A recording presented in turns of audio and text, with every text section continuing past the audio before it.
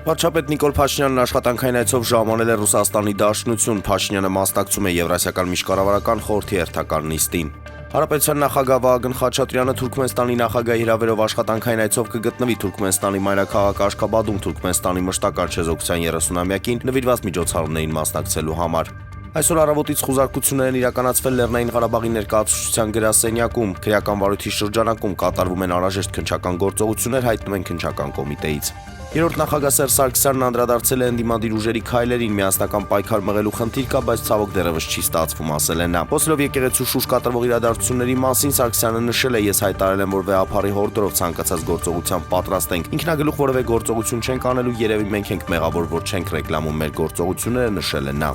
Ռուսաստանի նախագահի մամուլի քարտուղար Դմիտրի Պեսկովը հայտնել է, որ Աշխաբադի ֆորումի շրջանակներում նախատեսվում է Ռուսաստանի նախագահ Վլադիմիր Պուտինի եւ Թուրքիայի նախագահ Ռեջեփ Թայիպ Էրդողանի հանդիպումը։